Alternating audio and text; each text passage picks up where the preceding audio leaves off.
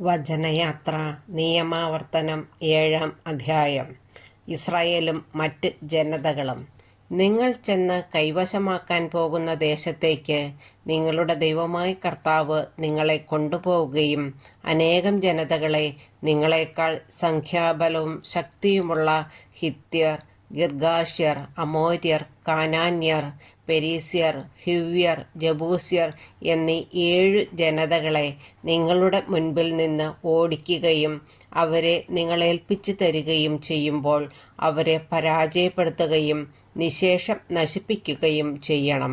അവരുമായി ഉടമ്പടി ഉണ്ടാക്കുകയോ അവരോട് കരുണ കാണിക്കുകയോ അരുത്. അവരുമായി വിവാഹബന്ധത്തിലേർപ്പെടരുത്. നിങ്ങളുടെ പുത്രിമാരെ അവരുടെ പുത്രന്മാർക്ക് കൊടുക്കുകയോ അവരുടെ പുത്രിമാരെ നിങ്ങളുടെ പുത്രന്മാർക്ക് വേണ്ടി സ്വീകരിക്കുകയോ ചെയ്യരുത്. എന്തെന്നാൽ മറ്റു ദേവന്മാരെ സേവിക്കാനായി നിങ്ങളുടെ മക്കളെ എന്നിൽ നിന്ന് അവർ അകറ്റിക്കളയും. അപ്പോൾ കർത്താവിൻ്റെ കോപം നിങ്ങൾക്കെതിരെ ജ്വലിക്കുകയും നിങ്ങളെ വേഗം നശിപ്പിക്കുകയും ചെയ്യും. ഇപ്രകാരമാണ് നിങ്ങൾ അവരോട് ചെയ്യേണ്ടത്.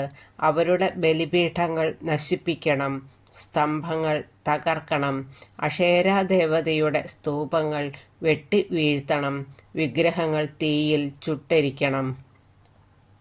നിങ്ങളുടെ ദൈവമായ കർത്താവിന് നിങ്ങൾ വിശുദ്ധ ജനമാണ്. ഭൂമുഖത്തുള്ള എല്ലാ ജനതകളിലും നിന്ന് തൻ്റെ സ്വന്തം ജനമാകേണ്ടതിന് അവിടുന്ന് നിങ്ങളെ തിരഞ്ഞെടുത്തിരിക്കുന്നു. കർത്താവ് നിങ്ങളെ സ്നേഹിച്ചതും തിരഞ്ഞെടുത്തതും മറ്റു ജനതകളെക്കാൾ നിങ്ങൾ എണ്ണത്തിൽ കൂടുതലായിരുന്നതുകൊണ്ടല്ല, നിങ്ങൾ മറ്റെല്ലാ ജനതകളെയും ചെറുതായിരുന്നു. കർത്താവ് നിങ്ങളെ സ്നേഹിക്കുകയും നിങ്ങളുടെ പിതാക്കന്മാരോട് ചെയ്ത ശപഥം പാലിക്കുകയും ചെയ്യുന്നതുകൊണ്ടാണ് തൻ്റെ ശക്തമായ കരത്താൽ നിങ്ങളെ പുറത്തു കൊണ്ടുവന്നതും ഈജിപ്തിലെ രാജാവായ ഫറവോയുടെ കയ്യിൽ നിന്ന്, അടിമത്തത്തിൻ്റെ ഭവനത്തിൽ നിന്ന് നിങ്ങളെ രക്ഷിച്ചതും. അതിനാൽ നിങ്ങൾ അറിഞ്ഞുകൊള്ളുക, നിങ്ങളുടെ ദൈവമായ കർത്താവാണ് ദൈവം. തന്നെ സ്നേഹിക്കുകയും തൻ്റെ കൽപ്പന പാലിക്കുകയും ചെയ്യുന്നവരോട് 1000 തലമുറകൾ വരെ ഉടമ്പടി പാലിക്കുകയും അചഞ്ചലമായ സ്നേഹം പ്രകടിപ്പിക്കുകയും ചെയ്യുന്ന വിശ്വസ്തനായ ദൈവം. തന്നെ വെറുക്കുന്നവരെ നശിപ്പിച്ചുകൊണ്ട് അവിടുന്ന് പ്രതികാരം ചെയ്യും. അവരോട് നേരിട്ട് പ്രതികാരം ചെയ്യാൻ അവിടുന്ന് വൈകുകയില്ല. ആകയാൽ ഞാനിന്ന് കൽപ്പിക്കുന്ന പ്രമാണങ്ങളും ചട്ടങ്ങളും നിയമങ്ങളും അനുസരിക്കാൻ നിങ്ങൾ ശ്രദ്ധിക്കണം. നിങ്ങൾ ഈ നിയമങ്ങൾ കേൾക്കുകയും വിശ്വസ്തയോടെ പാലിക്കുകയും ചെയ്താൽ നിങ്ങളുടെ ദൈവമായ കർത്താവ് നിങ്ങളുടെ പിതാക്കന്മാരോട് ശപഥം ചെയ്തിട്ടുള്ള ഉടമ്പടിയും കരുണയും നിങ്ങളോടും പുലർത്തും. അവിടുന്ന് നിങ്ങളെ സ്നേഹിക്കുകയും അനുഗ്രഹിക്കുകയും വർദ്ധിപ്പിക്കുകയും ചെയ്യും.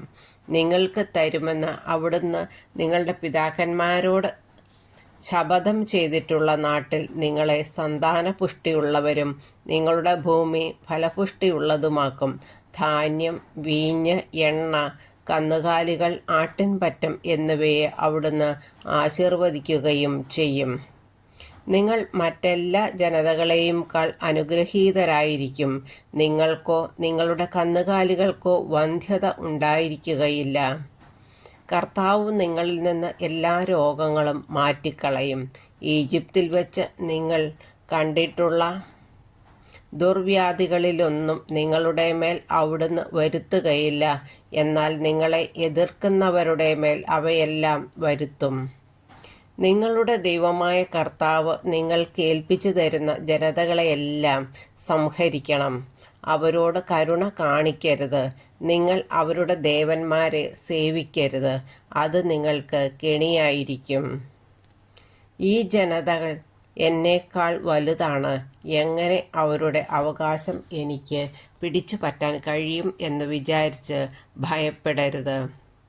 നിങ്ങളുടെ ദൈവമായ കർത്താവ് ഫറവോയോടും ഈജിപ്ത് മുഴുവനോടും ചെയ്തതെന്തെന്ന് ഓർമ്മിക്കുക. നിങ്ങളുടെ കണ്ണുകൾ കണ്ട മഹാമാരികൾ, അടയാളങ്ങൾ, അത്ഭുതങ്ങൾ, കരബലം, ശക്തിപ്രകടനം എന്നിവയാലാണ് നിങ്ങളുടെ ദൈവമായ കർത്താവ് നിങ്ങളെ പുറത്തു കൊണ്ടുവന്നത്.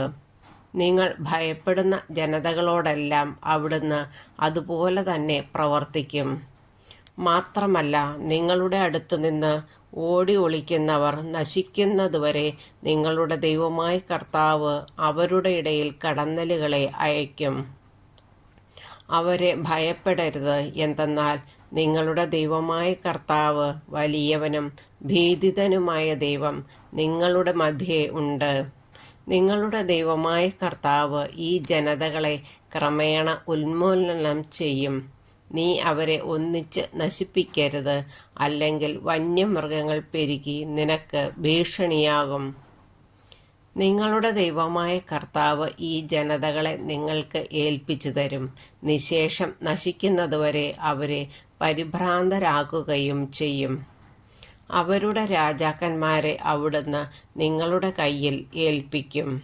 ആകാശത്തിന് കീഴിൽ നിന്ന് അവരുടെ പേരുകൾ നിങ്ങൾ നിർമ്മാർജ്ജനം ചെയ്യണം. അവരെ നിശേഷം നശിപ്പിക്കുന്നതുവരെ നിങ്ങൾക്ക് എതിരായി നിൽക്കാൻ ആരും ശക്തിപ്പെടുകയില്ല. അവരുടെ ദേവന്മാരുടെ വിഗ്രഹങ്ങൾ അഗ്നിയിൽ ദഹിപ്പിക്കണം. നിങ്ങൾക്ക് ഒരു കെണിയാകാതിരിക്കാൻ അവയിലുള്ള വെള്ളിയോ സ്വർണമോ മോഹിക്കുകയോ എടുക്കുകയോ ചെയ്യരുത്. എന്തെന്നാൽ നിങ്ങളുടെ ദൈവമായ കർത്താവിന് ഇത് നിന്ദ്യമാണ്.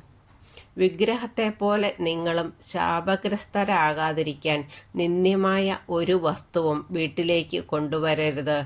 അതിനെ നിശേഷം വെറുക്കുകയും ഉപേക്ഷിക്കുകയും ചെയ്യണം. എന്തെന്നാൽ അത് ശാപഗ്രസ്തമാണ്.